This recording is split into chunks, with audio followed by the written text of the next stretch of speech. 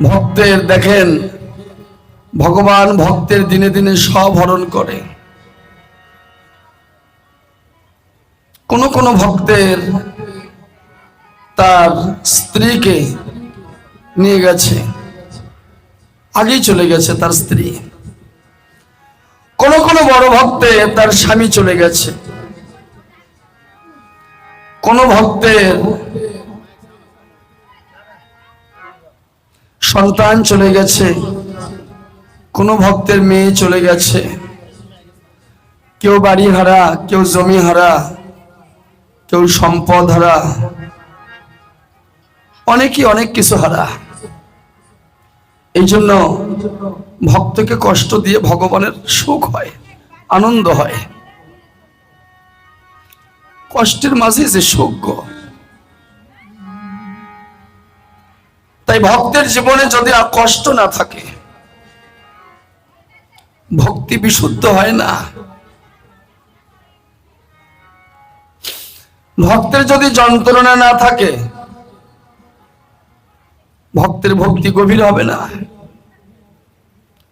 এই জন্য যত কষ্ট যন্ত্রণা ভক্তকেই দেয়, কিন্তু ভক্ত কি তাতে বিচলিত হয়? হয় না। গোবিন্দ, যত দুঃখ আছে তুমি আমাকে দাও, কিন্তু সইবার মতো তুমি শক্তি দিও। তোমার দেওয়া ব্যথা, তোমার দেওয়া যন্ত্রণা, তোমার দেওয়া আঘাত আমি যেন বুক পেতে নীরবে সইতে পারি। যত কষ্ট আছে তুমি আমাকে দাও, কিন্তু সইবার মতো শক্তি দিও।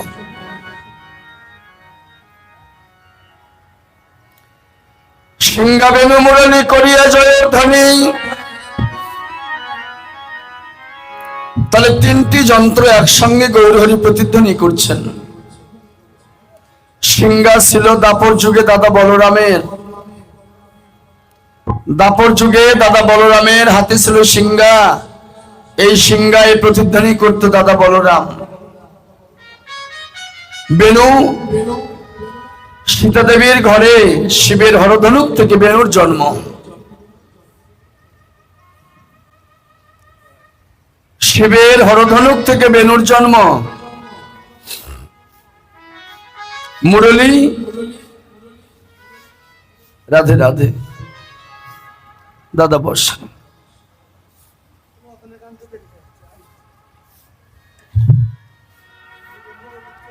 এই জন্য মুরলী, এই যে মুরলী কোনো বাঁশের বাঁশি নয়, এই নাসিকা হচ্ছে মুরলী। এই মুরলীতে দেখেন 21,600 বার প্রতিধ্বনি হচ্ছে। এখানে কৃষ্ণ নাম হচ্ছে, কিন্তু আমরা বুঝতে পারছি না। যারা বুঝতে পারে তারা মনে মনে সব সময় জপ করতেছে। এই নাসিকা মুরলী, এটা আত্মতত্ত্ব কথা। এই মুরলীতে 21,000 প্রতিধ্বনি হচ্ছে। পরমাত্মা আসা যাওয়া করতেছে দেখেন বায়ু রূপে 21,600 বার। এই জন্য একটা হলো জপানাম আর একটা অজপানাম। জপানাম জপ করে বদনে, আর অজপানাম জপ করে মনে মনে। এই শ্বাস আর প্রশ্বাস, অক্সিজেন আর কার্বন ডাই অক্সাইড, এই যে আসা আর যাওয়া, দমের ঘরে আসা যাওয়া করতেছে 21,600 বার।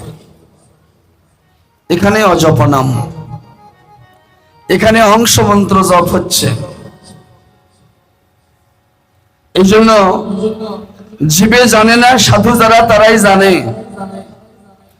অনেকেই শিক্ষা মন্ত্র নিয়েছে কিন্তু অজপানামের সন্ধান পায়নি, আবার অনেকেই পেয়েছে।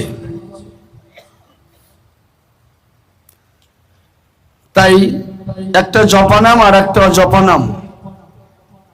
জপানাম দিয়ে পশু পাখি জীবজন্তু কীট পতঙ্গ এগুলো উদ্ধার হবে, আর অজপানাম দিয়ে আপনি উদ্ধার হবেন না।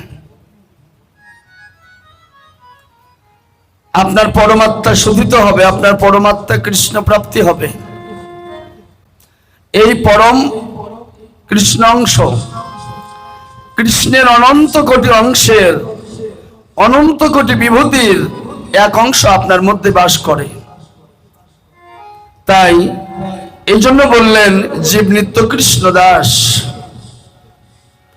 তুমি একেলাই কৃষ্ণ আর সব ভৃত্য, বিশ্ব ব্রহ্মাণ্ডে তুমি একেলাই পুরুষ আর সব প্রকৃতি। তাই তিনি সচ্চিদানন্দ বিগ্রহ। এই জন্য এই শ্রীকৃষ্ণ অংশ হচ্ছে পরম পরম পরমেশ্বরের অংশ পরম। তাই এই পরম পরমেশ্বরের সঙ্গে মিশে যাবে। এই জন্য সবসময় দমের ঘরে হরি নাম করতে থাকেন। এই নাম করতে করতে যেন প্রাণ চলে যায়। যেদিন প্রাণ চলে যাবে গোবিন্দ, সেদিন তোমার এই নাম করতে করতে যেন আমি যেতে পারি।